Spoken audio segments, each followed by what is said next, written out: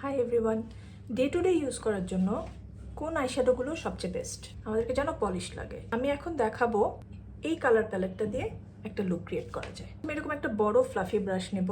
আমি নিব এই কালারটা, নিয়ে আমার ক্রিজে অ্যাপ্লাই করব। আইব্রোজের কাছ পর্যন্ত যেতে হবে, কারণ বেশি নিচে থাকলে উপরে একটা ফাঁকা জায়গা থেকে যায়। ধরেন আমি নিচে ব্লেন্ড করলাম, নিচে ব্লেন্ড করলে উপরে একটা ফাঁকা জায়গা থেকে যাচ্ছে। আপওয়ার্ডস ব্লেন্ড করলে আইব্রোজের কাছে এটা দেখতে বেটার লাগে।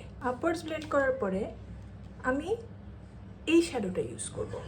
এই শ্যাডোটা দিয়ে পুরো আইলিডে স্প্রেড করে দিব।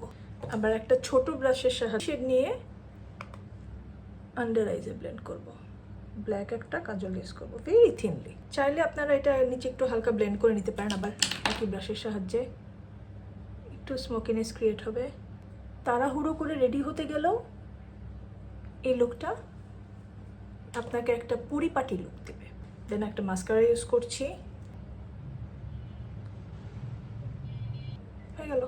চোখের নিচে একটু আইব্রোজ, আমি একটা এরকম একটা ডিপ ব্রাউ জেল নিয়ে জাস্ট আইব্রোজটা সেট করে দিব। আপনাদের কাছে যেটা থাকবে এটা ইউজ করবেন। অনেকে আইব্রো পেন্সিল ইউজ করতে স্বাচ্ছন্দ্য বোধ করেন, আপনারা আইব্রো পেন্সিলও ইউজ করতে পারেন। সো আমার আই মেকআপ হয়ে গেল। এই ক্রিজের কালারটা চাইলে চেঞ্জ করতে পারেন আপনার ড্রেসের প্রেফারেন্স অনুযায়ী। যেমন আপনার ড্রেসের কালার যদি একটু পিঙ্ক টোনের হয় বা আপনার ড্রেসে যদি পিঙ্ক থাকে তো আপনি এখানে পিঙ্ক ইউজ করতে পারেন।